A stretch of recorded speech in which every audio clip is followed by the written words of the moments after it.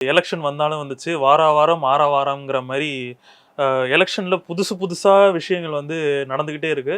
ரொம்ப சுவாரஸ்யமா இருக்கு எலெக்ஷன் வந்தோடனே அரசியல்ல. ஸோ நமக்கு ஆல்ரெடி தெரியும், நம்ம பீகார் எலெக்ஷன் நடந்துச்சு. பீகார் எலெக்ஷன் நடந்து முடிஞ்சோடனே நிறைய டெவலப்மெண்ட்ஸ் தொடர்ந்து நடந்துகிட்டு இருக்கு.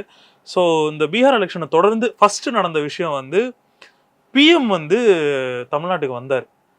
வந்தோடனே நிறைய விஷயங்கள் எதிர்பார்த்தோம். நீங்க என்ன எதிர்பார்த்தீங்க? பட் நீங்க பிஎம் வருகையை முதல்ல நம்ம எப்படி பார்க்கறது இந்த பீகார் எலெக்ஷனுக்கு அப்புறம்? இல்ல, முதல்ல இந்த பீகார் தேர்தலோட வெற்றிங்கிறது ரொம்ப ஒரு குறிப்பிடத்தக்க ஒரு விஷயம். இது என்னன்னா, இந்தியாவில் வந்து நீண்ட காலமா ஒரு சீஃப் மினிஸ்டரா, ஒரு முதலமைச்சராக இருந்த ஒரு வரலாற்றில் வந்து இன்றைக்கு நிதிஷ்குமார் அவர்கள் வந்து இடம்பெற்றிருக்காரு. இதில் குறிப்பாக சொல்ல போனால் 10வது முறையாக அவர் தேர்ந்தெடுக்கப்படுகிறார். இதில் ஒரு இன்னொரு விஷயம், ஒரு சிறப்பம்சம் என்னன்னா, இது வரைக்கும் அவர் சட்டமன்ற தேர்தலில் போட்டி போட்டது கிடையாது. எல்லாமே வந்து அங்கே வந்து மேல் சபைன்னு ஒன்று இருக்கு, சட்டசபையில் மேல் சபைன்னு இருக்கு. நம்ம இங்கே ராஜ்யசபா மாதிரி நம்ம சட்டசபையில் மேல் சபை. நேர்களுக்கு புரியுற மாதிரி சொல்லிடுறேன். எம்எல்ஏ, அதுக்கப்புறம் எம்எல்சின்னு இருக்கும். எம்எல்ஏ வந்து நம்ம எப்படி லோக்சபா ராஜ்யசபா மெம்பர்ஸ் வந்து எம்எல்ஏ வந்து லோக்சபா ராஜ்யசபா எம்பி செலக்ட் பண்ணுறாங்களோ, அது மாதிரி எம்எல்ஏஸ் வந்து எம்எல்சியை செலக்ட் பண்ணுவாங்க. அதை சொல்லிடுறாங்க. ஆமாம், அந்த மாதிரி ஒரு விஷயத்தில் தான் இருந்து இப்போ வரைக்கும் அவர் வந்து பதவியேற்றிருக்காரு.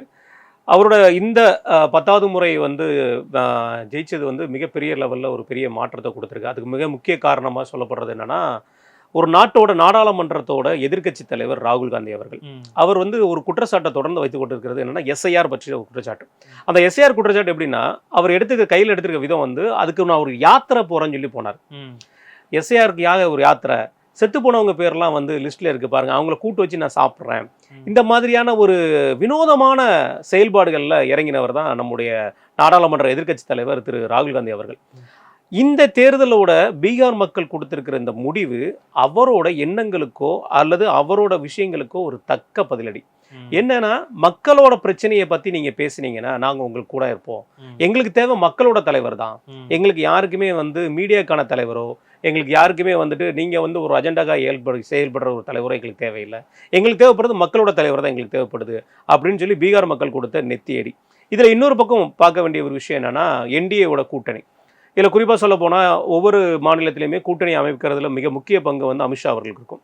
இந்த மாநிலத்தில், பீகார் மாநிலத்தில் நம்ம பார்க்குறோம், நம்ம பல்வேறு கிட்டத்தட்ட ஒரு 3-4 தடவை வந்து நம்ம அண்ணன் முத்தலிஃப் அண்ணன்ட்டே நம்ம இந்த விஷயம் பேசியிருக்கோம்.